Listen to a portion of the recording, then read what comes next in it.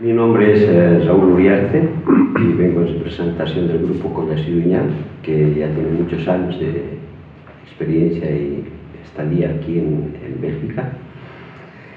Y nuestro interés ha sido siempre hacer la música autóctona. Y dentro de mi experiencia he tenido la ocasión de poder participar con un grupo muy tradicional y muy antiguo, y sobre todo con el director, que es Mario Gutiérrez. Mario Gutiérrez nos ha inculcado a descifrar la música autóctona, informarnos de cuál es el propósito, y él decía que primero es el sonido antes que la palabra. Quiere decir que lo primero es la música. Y tiene importancia porque son tres cosas que van juntas: la música, el canto y la danza. Con esas tres cosas se puede hacer música y se puede exprimir en todo momento la expresión de una o de varias personas. La música autóctona es ese conglomerado de personas que tienen una expresión conjunta de acuerdo a su manera y a su estado de ánimo. Mario Gutiérrez había escrito un libro que se llama El huérfano cósmico, porque ha analizado la situación que está sucediendo aquí en Europa y en Bolivia. Y me atrevo a leer que él decía: la música encuentra sus raíces primitivas en los sonidos de la tierra. A la tierra le gusta escuchar sus propios sonidos, vibración del canto de los elementos a través de la música de la gente, sus hijos. Quiere decir que la música autóctona es la expresión de sus hijos para la tierra y para los que están alrededor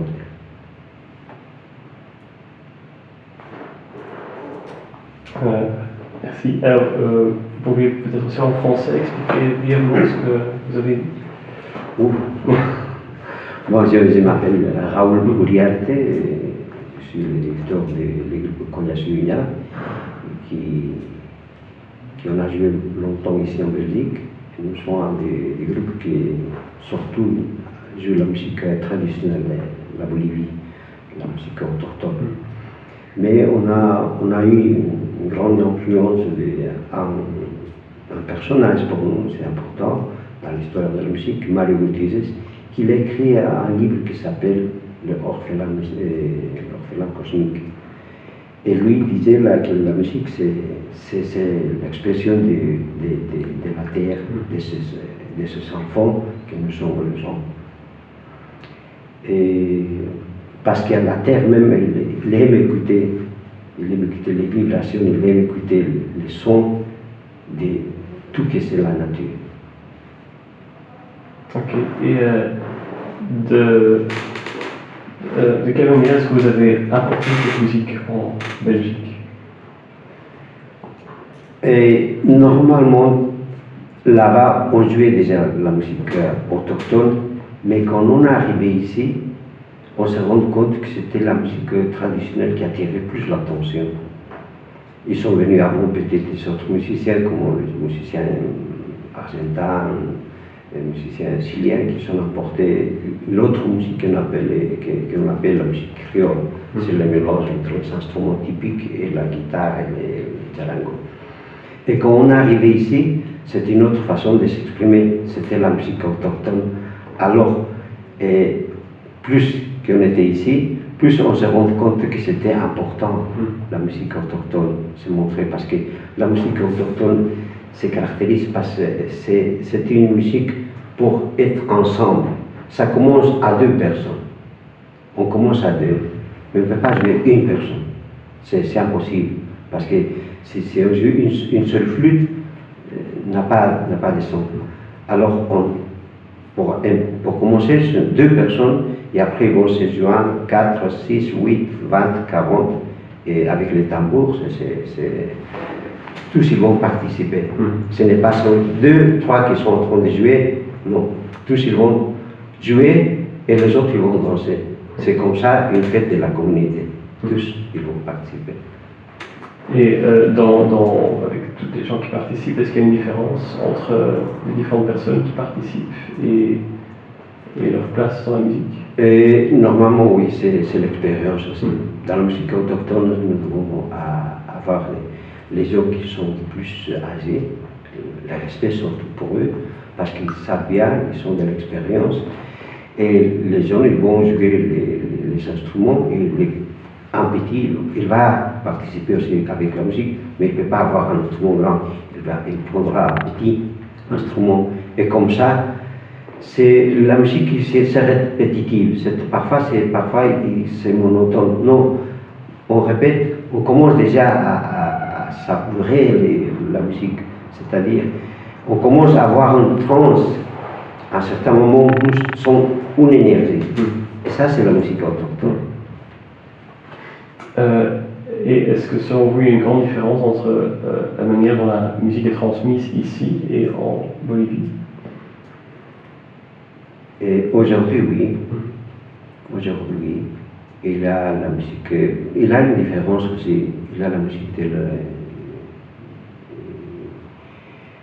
la capitale, par exemple, et il a de la musique des autochtones, qui sont les petites communautés. C'est ça la différence. Maintenant, la musique, elle était, disons, un peu, disons, commercialisée. Et il y a des groupes qui vont jouer aussi parce qu'ils sont rentrés dans le système de travailler avec des managers, tout ça. Mais la différence, c'est la musique autochtone, c'est la musique des peuples, notre musique, c'est une musique qui s'est développée aussi. Et est-ce qu'il y a des obstacles à franchir pour transmettre la musique? Ça dépend. Ça dépend. Oui, à certains moments, oui. Mais aujourd'hui, je pense que la plupart des gens ils sont conscients que notre identité, c'est important.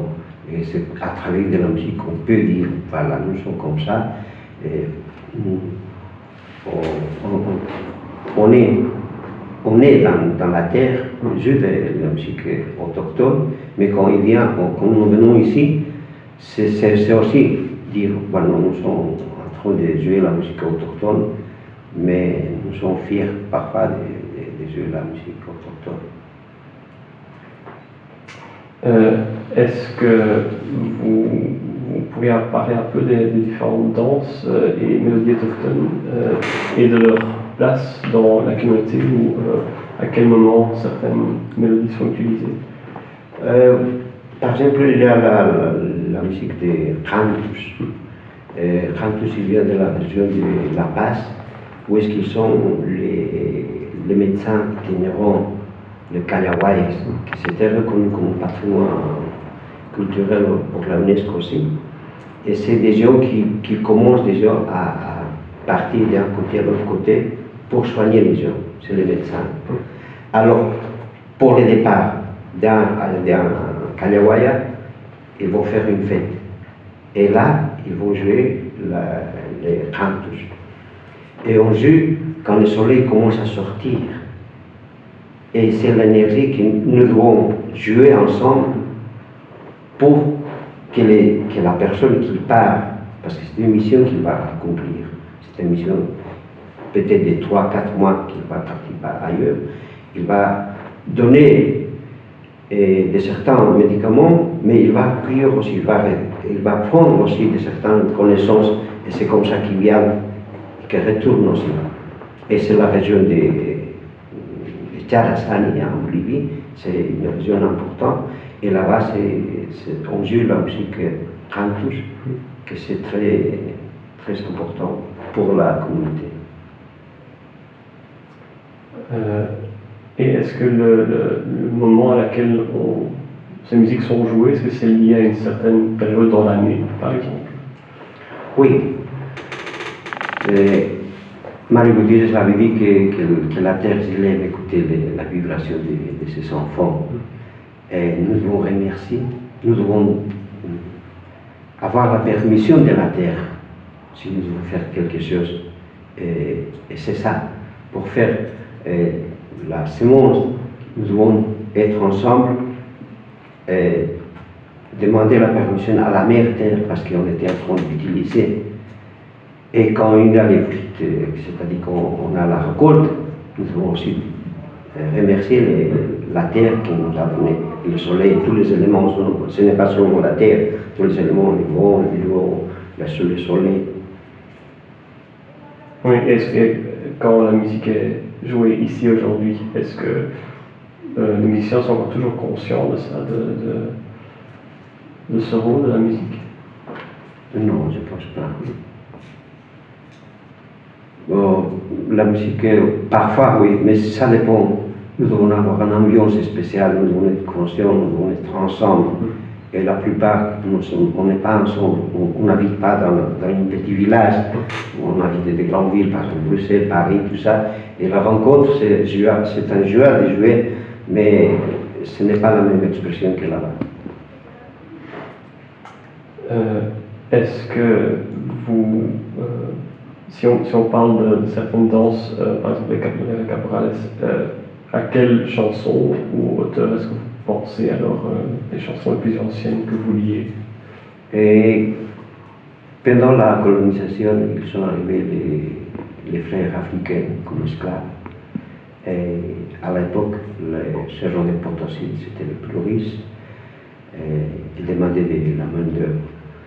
Et à ce moment, ils sont arrivés les Africains. Mais les Africains étaient habitués à température chaude. Mais Potosí, c'est à 3000 mètres d'altitude, alors ils n'ont pas réussi à travailler. Alors ils sont payés, ils vont récupérer son argent, alors ils l'ont déplacé ailleurs, dans la région de Yungas. Et là-bas, ils ont commencé à créer aussi, à s'exprimer de cette façon.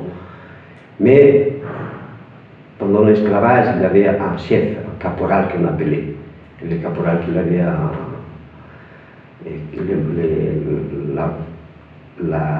l'autorité de faire. Et alors, on appelait le caporal. Mais à partir des années, il a ces personnages, ils rentrent dans la danse qu'on appelle aujourd'hui le caporal. Mais il y a l'origine, c'est afro-bolivienne. Est-ce que vous pouvez parler des origines de quelques autres, des danses ou des mélodies? Des danses, peut-être un instrument qui m'attire l'attention surtout, c'est hula hulas. Parce que toutes les activités toutes les musiques qu'on fait, c'est parce qu'il y a quelque chose. Nous devons marcher d'un point à l'autre point, mais le chemin, ce n'est pas comme ici, plat. Parfois, il y a des bas, des hauts, tout ça, et c'est le reflet d'aller d'un côté à l'autre côté, de hula hulas, parce que ce n'est pas comme ça, ce n'est pas rythmique, 1, 2, 3, non, c'est ta, ta, ta. C'est l'expression de ces déplacements d'un côté à l'autre côté avec des musiques. C'est ça le hula hulas. Et la particularité, c'est 3 et 4. Il n'y a pas de... Parce que normalement, le siku, c'est 7, 6. Et ici, c'est 4, 3. C'est des tuyaux, des 3 tuyaux et 4 tuyaux.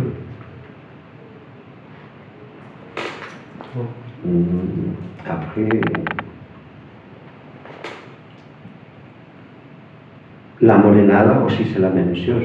Parce que ça ressemble, parce que c'est un rythme afro aussi. Mais ils sont venus de La Paz. C'est important de savoir ça. Les marchands de coca qui sont arrivés à Oruro, ils sont installés dans une rue qui s'appelle la Calle Cochabamba. Et là, ils ont commencé à danser la danse de las morenadas. C'est le premier groupe de cocanis qui s'intègre après au carnaval de Oruro. Et le carnaval de Oruro, c'est l'expression de la diablada, que c'est c'est la symbiose des deux cultures, la culture espagnole, parce que c'est le catholique, et l'autre culture, la culture ancestrale, que c'est la terre, tous les les dieux qui sont la Pachamama, le soleil, les Inti, tout ça. Alors c'est la rencontre de ça. Et pour un côté, les mineurs, ils donnent les plétésies à les tios, que c'est les diables, que ce n'est pas les diables, c'est les catholiques qui sont des diables. Non, c'est les seigneurs des ténèbres. Parce que dans la terre, il y a le haut, la terre et la profondité. C'est de l'eau, des mers, des lacs. Ça, la terre, c'est la Pachamama, et le haut, c'est les Inti, le soleil, les condors, tout ça, c'est spécial. Je pense qu'il y a quelqu'un qui peut expliquer ce côté de la culture de la Bolivie. Et est-ce qu'il y a beaucoup d'influences d'autres cultures dans la musique bolivienne, dans cette danse ou dans la musique autochtone? Nous devons dire que la Bolivie, c'est un pays qui était encastré par différents pays. C'était le Brésil, l'Argentine, Pérou, Paraguay. Et chaque région il a une influence. Par exemple, le sud de la Bolivie, on danse aussi le chacarera, qui c'est aussi le chacarera qui danse aussi à l'Argentine. On danse aussi les guaylas du Pérou, l'Équateur, tout ça. Alors, la Bolivie, c'est un lieu où on s'exprime de différentes façons. À Santa Cruz, par exemple, il y a l'influence brésilienne.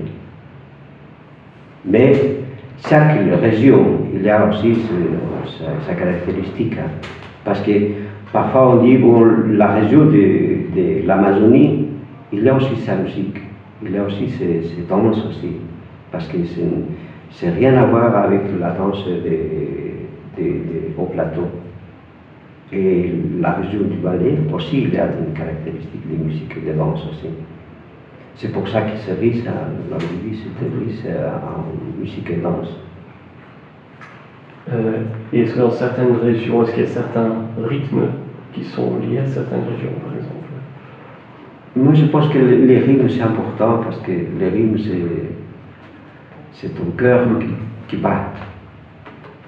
Et dans une région seule, ils vont être plus gais. Dans la région du palais, ils vont être plus calmes. Pour la région du plateau. C'est ça, c'est l'expression de chaque région, les habitants de chaque région qui vont s'exprimer avec la musique. Et est-ce qu'il y a aussi certains instruments qui sont liés à certaines régions? Ou est-ce que tous les instruments sont...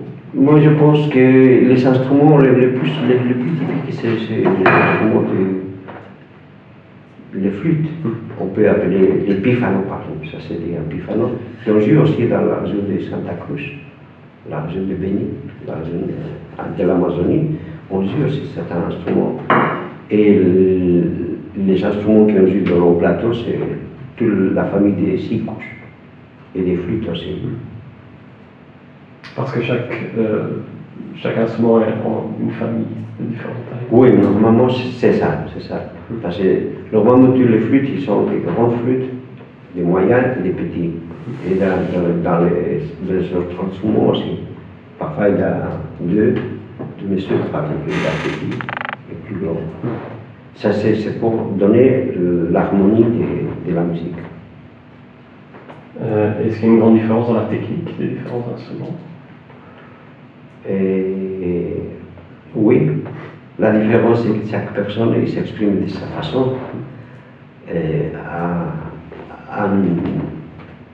Une personne, il s'exprime de comment il est. Une personne, ce n'est pas la même que l'autre. Alors, sa façon de souffler, sa façon de jouer, ça compte parce que c'est sa personnalité qu'il est en train d'exprimer. Dans la construction des instruments, est-ce qu'il y a est-ce que vous pourriez parler un peu des matériaux qui sont utilisés, des techniques qui sont utilisées pour les construire? Oui.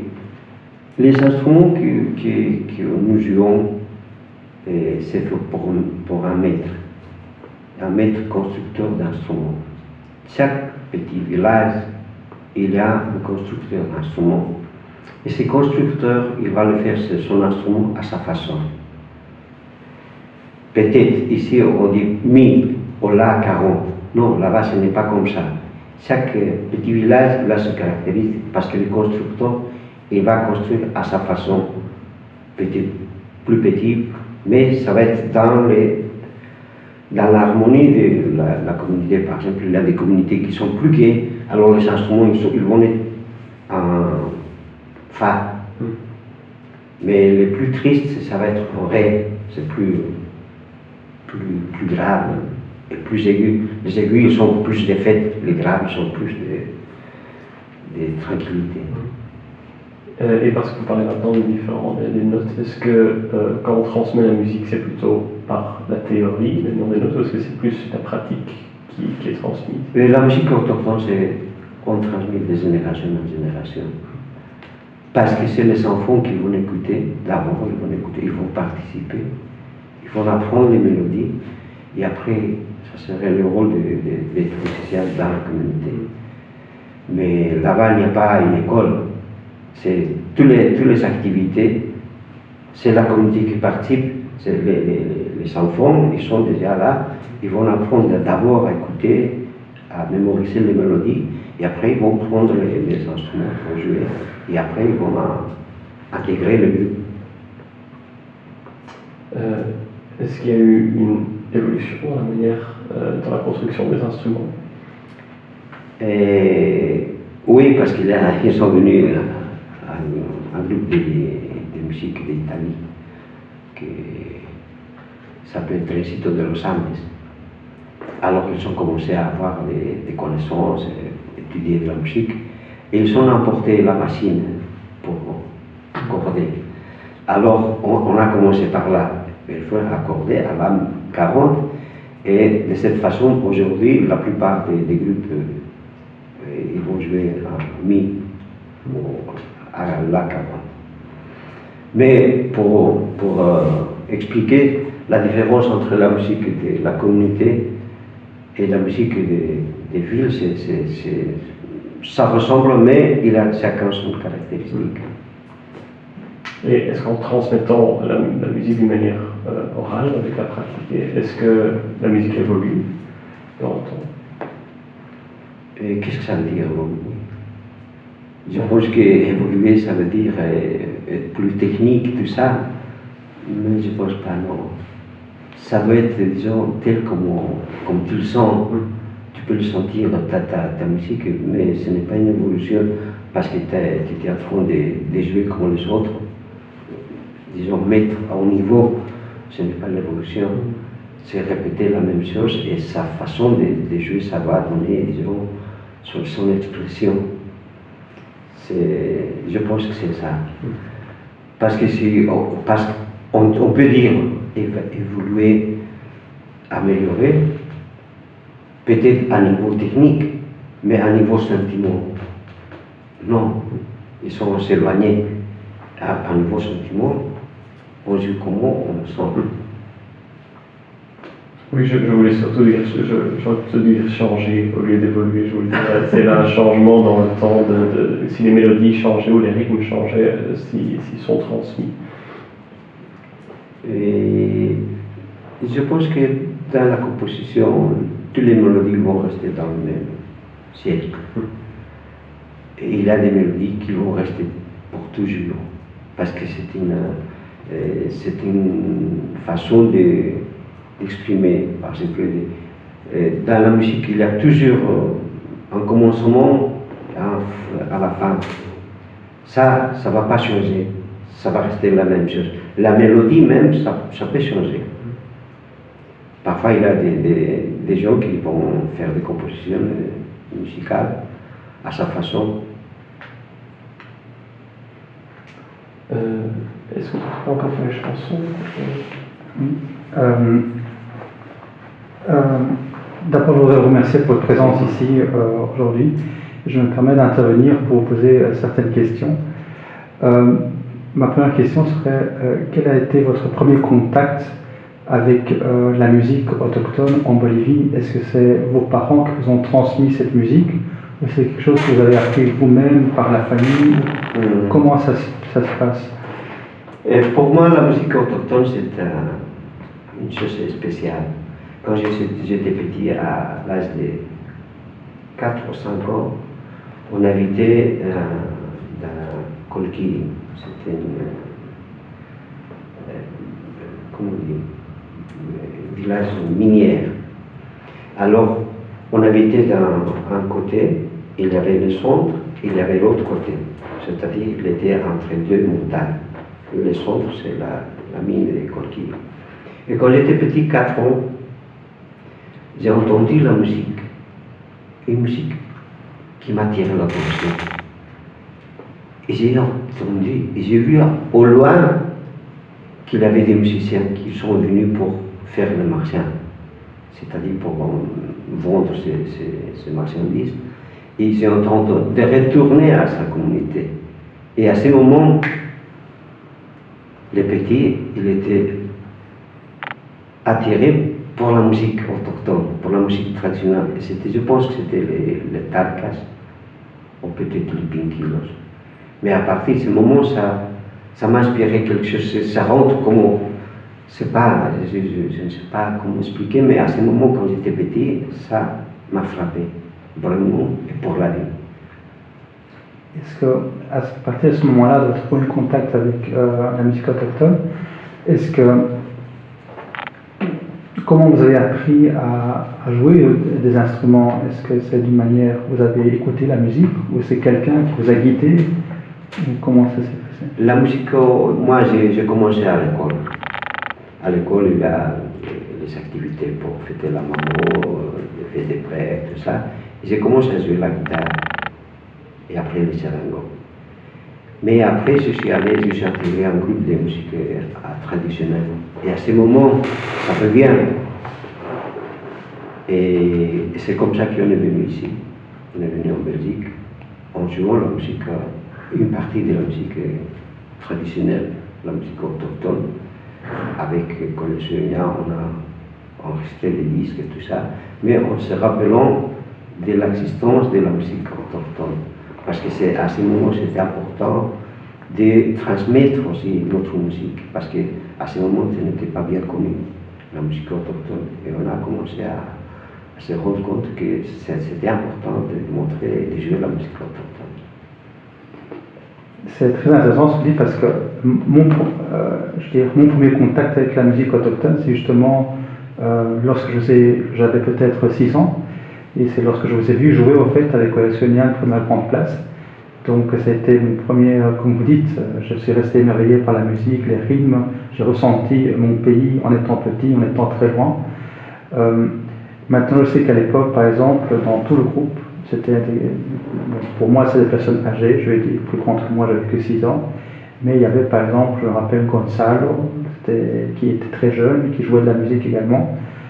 Est-ce que cette transmission de personnes adultes vers la jeunesse, je pense qu'elle a changé. En Bolivie, on a les écoles pour apprendre, on a la famille. Chaque occasion, lorsqu'on vient d'un village, on prend des instruments en joue. Et en Belgique, ça s'est un peu perdu. Je pense qu'on a plus d'intérêt de jouer de la musique folklorique, par exemple, que la musique autochtone. Oui.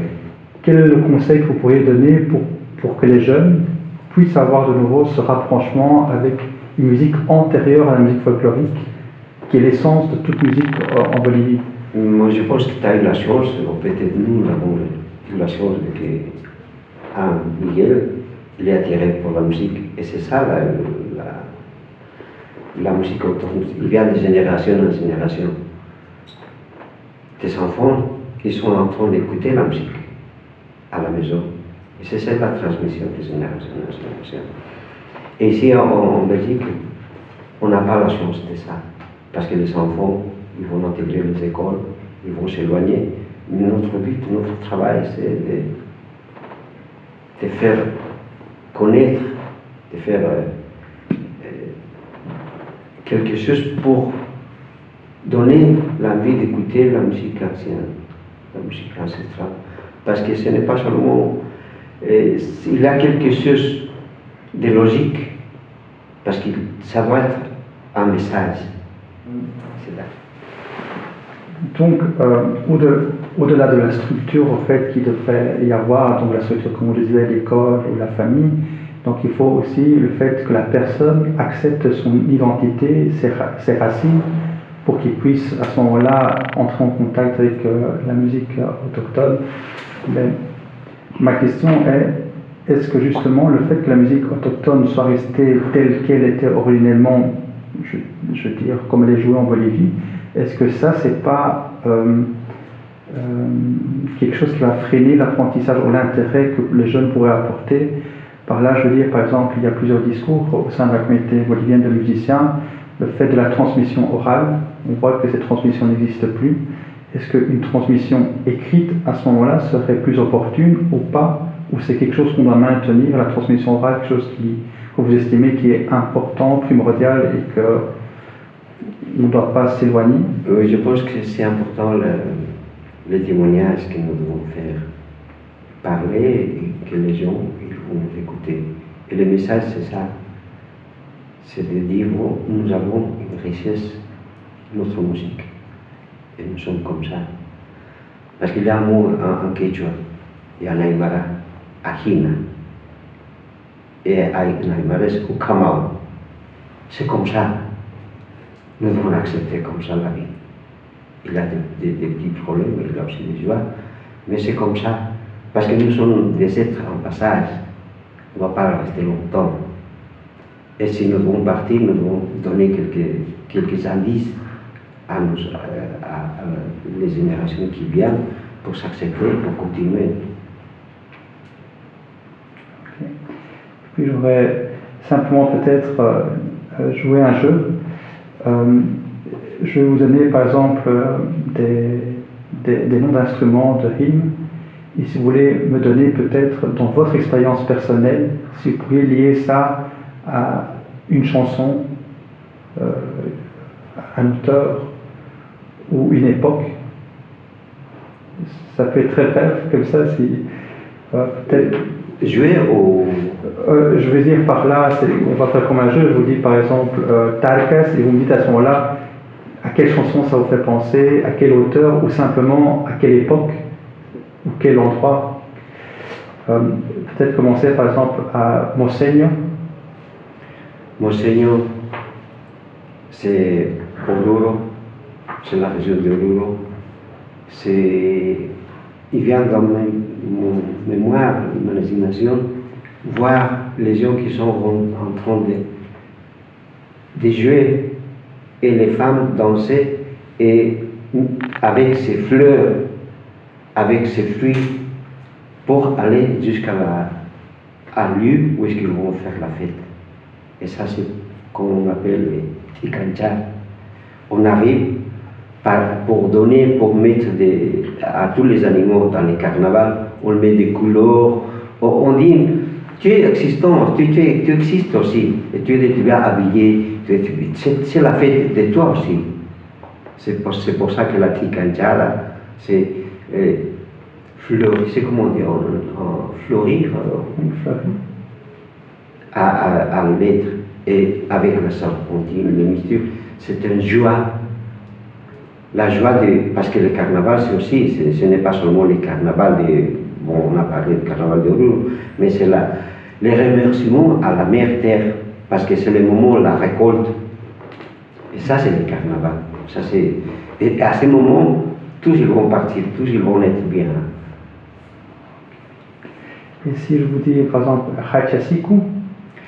Hachasiku, c'est Hacha, c'est grand. Siku, c'est Siku. Ça, c'est l'expression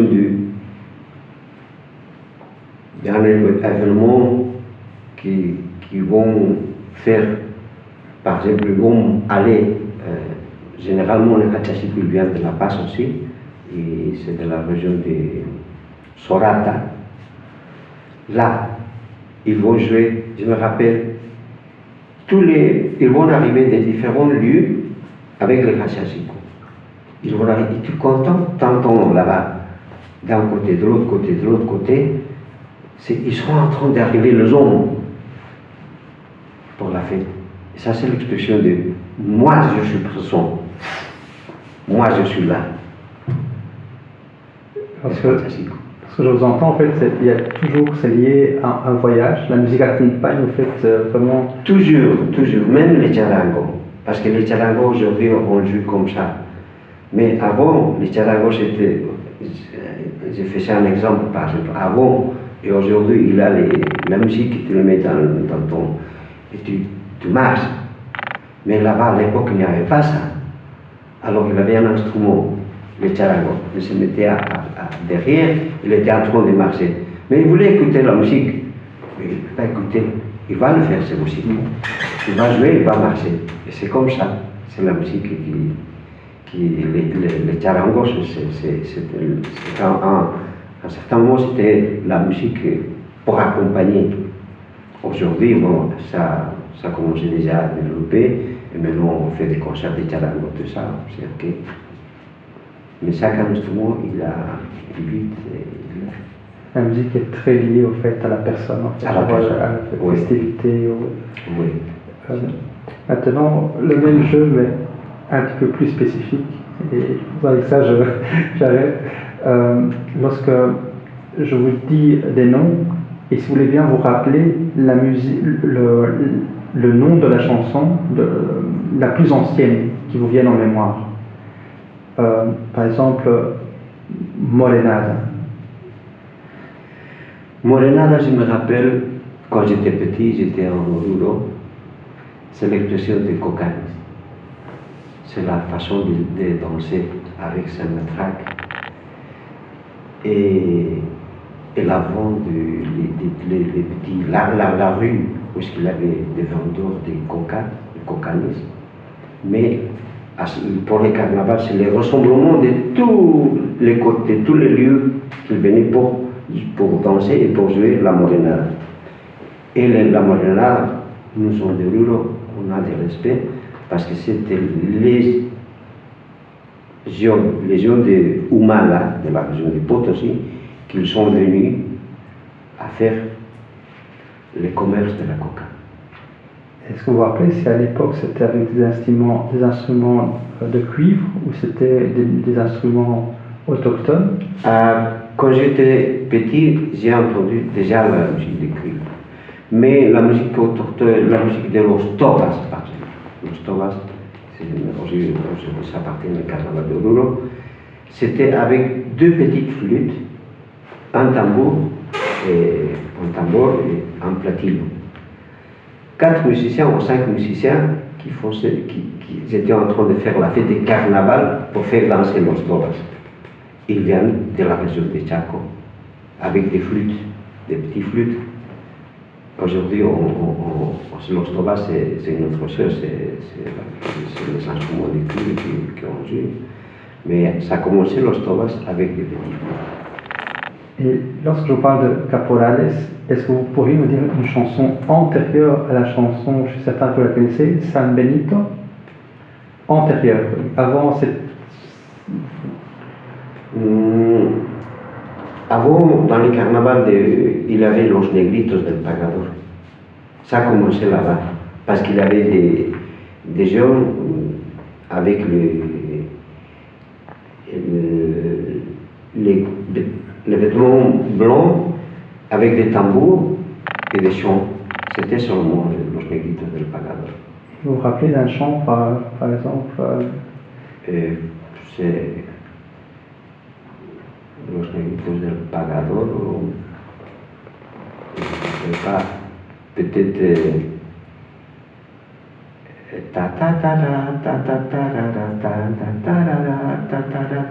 San Benito. C'est ça. Et le Tinku, par exemple, une chanson ancienne qui vous rappelle, parce que le Tinku, généralement, on l'associe beaucoup à la tonada. Et est-ce qu'on dansait le Tinku tel qu'on le connaît maintenant sur des rythmes de tonada, comme maintenant Caporales sur rythme de gritos? Est-ce qu'on a fait la même chose avec le Tinku? Non, le Tinku, ça commence l'entrée, l'arrivée des groupes de Tinku. Ils viennent avec les hula-hulas. C'était le seul instrument qui vient avec ça, en train de marcher. Pa, pa, pa, pa, pa, pa, pa, pa, pa, pa. Ils rentrent, ils vont tourner la grande place, la grande place. Et là-bas, ils vont se regarder. Pendant l'année, ils sont déjà occupés. Et à ce moment, ils vont commencer à se regarder.